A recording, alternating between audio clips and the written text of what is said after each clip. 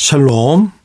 오늘도 좋은 아침입니다. 창세기 43장 1절에서 15절 말씀을 통해서 영적 성장의 길이라는 제목으로 함께 말씀의 은혜 나누겠습니다. 어제 말씀을 통해서 진정한 용서가 무엇인가 그 정의를 생각해 보았습니다. 일방적으로 묵인 또는 방조하는 게 용서가 아니죠. 일단 가해자는 마음 깊이 뉘우쳐야 되고 또 그 마음을 사과로 전달해야 됩니다. 또 피해자는 그리스도의 사랑 안에서 죄를 용서해 주고 이를 통해서 두 사람이 화해하고 또 영적 성장으로 나아갈 때 이것이 진정한 성경이 말하는 용서다라고 할 수가 있습니다. 요셉은 형들을 만났을 때 바로 자신의 신분을 밝히지 않고 형들을 시험하는 것 같은 모습을 보입니다. 그래서 정탐꾼이라고 말하면서 감옥에 가두기도 하고 막내 동생을 데려오지 않으면 풀어주지 않겠다고 막무가내로 요구를 하기도 합니다. 요셉의 이런 행동을 보게 되면 아마 그 안에 억하 심정이 남아있어서 마치 보복을 하는 것처럼 보이기도 합니다. 그렇지만 꼭 보복이라고 볼 수 없는 것이 보통 보복한다면 당한 대로 복수하는 게 인지상정이죠. 그런데 요셉은 어떻게 행했습니까? 만일 당한 것을 친다면 보복의 강도가 너무 약합니다. 물론 요셉 역시 사람이기에 과거의 일을 무조건 다 잊고 형들을 기쁜 마음으로 끌어안고 그냥 용서의 메시지를 전할 수는 없는 거였을 겁니다. 하지만 적어도 요셉은 하나님의 사람이었습니다. 그래서 값싼 용서가 아니라 진정한 용서 그리고 화해의 길로 나아가기 위한 여정을 시작합니다. 당장은 더디고 또 답답해 보일지는 모르겠지만 진정한 화해와 영적 성장의 길로 나아가는 길, 그 길을 선택한 겁니다. 그런 관점에서 요셉이 보인 일련의 행동은 그리고 그 의도했던 바는 형들이 진정 자기에게 잘못한 일을 뉘우치고 있는가? 20년이 시간이 지나갔잖아요. 그 20년 동안에 형들이 진정으로 뉘우치고 반성하고 있는가? 그리고 무엇보다도 막내 동생 베냐민을 데려오게 했는데 이것은 베냐민을 어떻게 대우하고 있는가? 보고자 하기 위함이었습니다. 이를 통해서 형들이 20년 전에 자기에게 했던 행동을 뉘우쳤는지 확인해 보고자 했던 겁니다.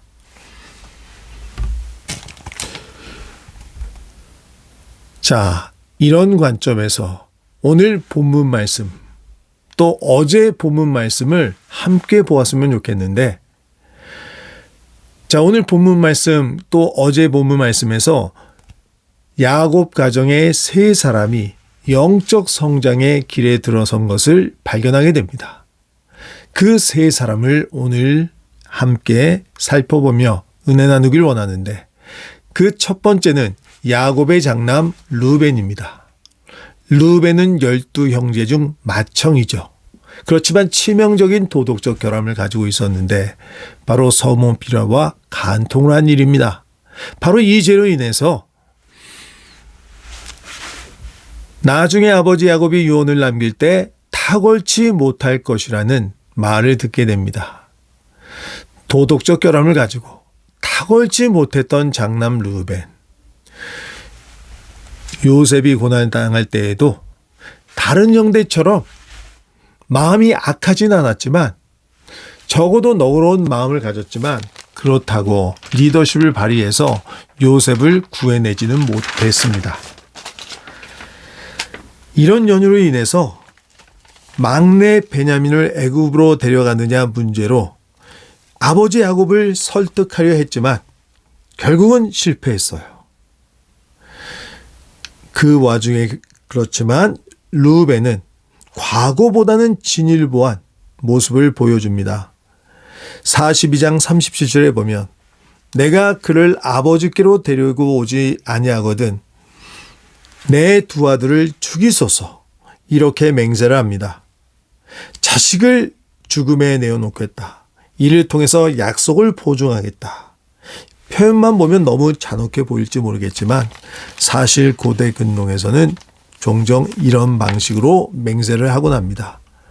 자식이 상징하는 바, 즉 가문의 미래, 자기 가문의 미래를 걸고 내가 보증하겠다. 이런 표현입니다. 20여 년 전 르우벤이 이 정도의 각오로 요셉을 지키려 했다면 지켜낼 수가 있었을 겁니다. 하지만 도덕적 결함으로 영적 장자권을 상실했던 르우벤, 결국 실패했었지만 적어도 이때만큼 20여 년이 지난 이때만큼에는 장자로서 할 만큼 했다고 평가할 수 있겠습니다.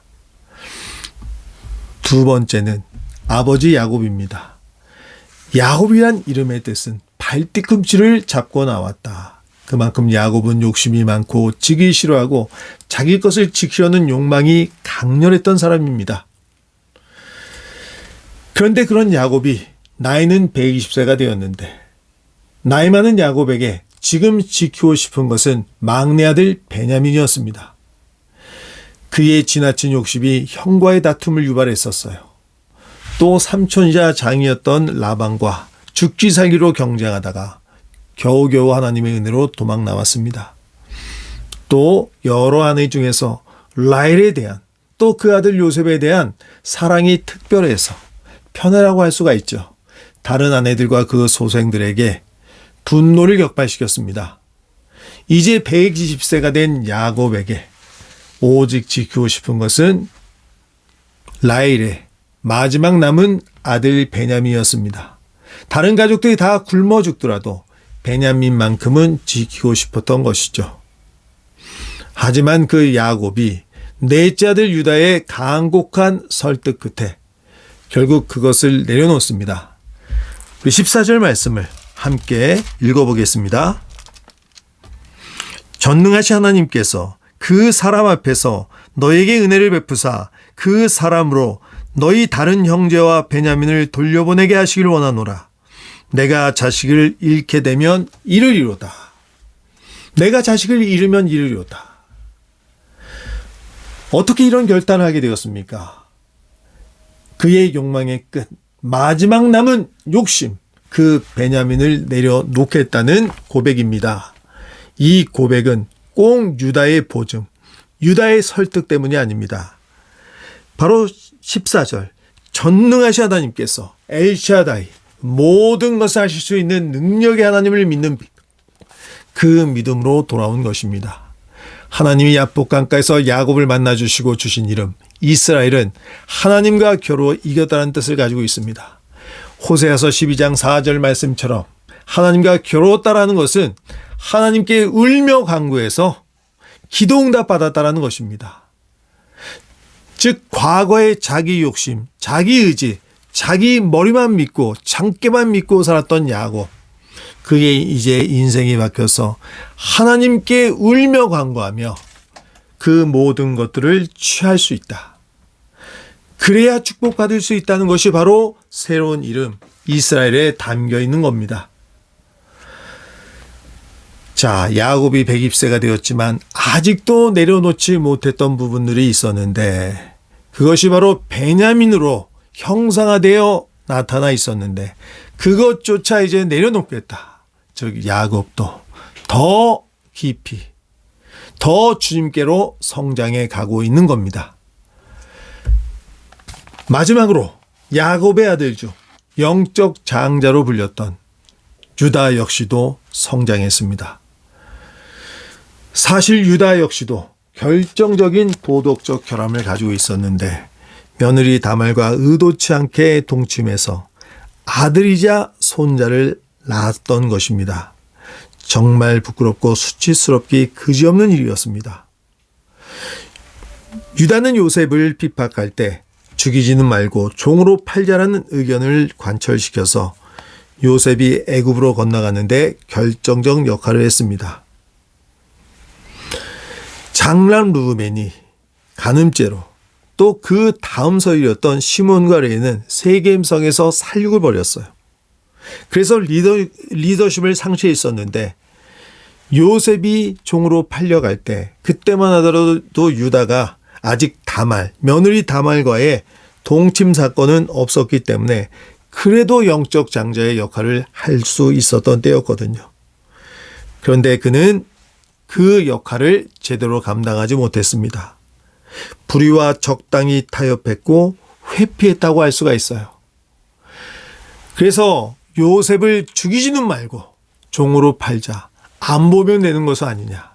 적당히 타협하고 회피하는 리더십을 보였는데 그랬던 그가 절체절명의 위기에 처한 가족을 구원하기 위해서 아버지 야곱을 설득하기 위해서 영적 장자의 역할을 감당하고 있는 겁니다.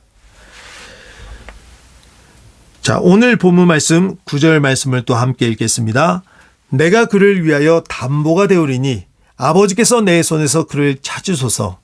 내가 만일 그를 아버지께 데려다가 아버지 앞에 두지 아니하면 내가 영원히 죄를 지리이다. 내가 그를 위하여 담보가 되겠다. 담보란 단어, 아라브는 저당 잡히다, 보증을 서다라는 뜻을 가지고 있는데, 즉 채무자가 빚을 갚지 못하는 가운데 보증을 서게 되면 자기 재산과 자유와 목숨까지도 내어줘야 되는 법적 구속력을 가지고 있는 단어입니다. 자, 루벤, 유다 둘 다 아버지 야곱을 설득했습니다. 그런데 두 명의 설득, 이 두 명의 설득 가운데 어느 설득이 효과가 있었습니까? 누가 더 진정성이 있어 보입니까? 유다가 더 진정성이 있어 보이죠. 두 사람 다 보증을 걸고 맹세를 했지만 특히 유다는 9절에 보면 내가 그를 위하여 담보가 되오리니 내가 하겠다. 내가 담보가 되겠다. 이 담보라는 단어는 예수 그리스도의 구속을 예표하는 그런 단어이기도 합니다. 피 흘림이 없을즉 사심이 없느니라. 죄로 말미암아 지옥 형벌이 기다리고 있는 우리 인생 어떻게 구원해냅니까? 임박한 하나님의 진노 가운데 우리가 어떻게 지옥에 가지 않고 영원한 축복을 누릴 수 있겠습니까? 영원한 생명을 얻을 수 있겠습니까? 예수 그리스도의 피 흘리심, 피 흘리심을 통해서 우리는 생명을 얻게 되었습니다. 자, 유다, 지금 내가 담보가 되겠다. 내가 희생의 제물이 되겠다. 그의 진정성 있는 설득이 결국 야곱의 마음을 움직입니다. 야곱으로 하여금 영적 성장의 단계에 들어서게 됩니다. 또 유다 자신도 과거에 요셉의 그 핍박 가운데서 그 리더십을 온전히 발휘하지 못하고 불의와 타협하고 회피했었는데 이젠 더 이상 타협하지 않습니다. 회피하지 않습니다. 내가 보증이 되겠다. 담보가 되겠다. 베냐민을 데려오겠다. 이렇게 고백하고 결국 이 고백을 통해서 유다는 영적으로 성장했습니다. 베드로 사도가 말했던 것처럼 우리 모두는 그리스도 예수라는 지식에서 자라가야 됩니다. 평생을 자라가야 됩니다.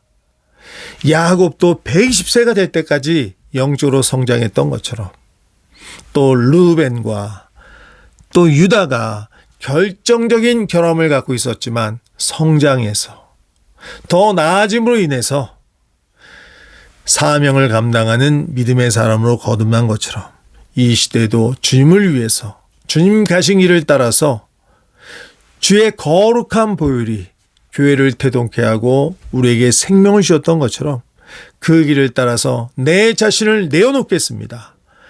이 한 사람이 주님은 필요한 줄로 믿습니다. 이 시대와 교회는 필요한 줄로 믿습니다. 기도하시겠습니다.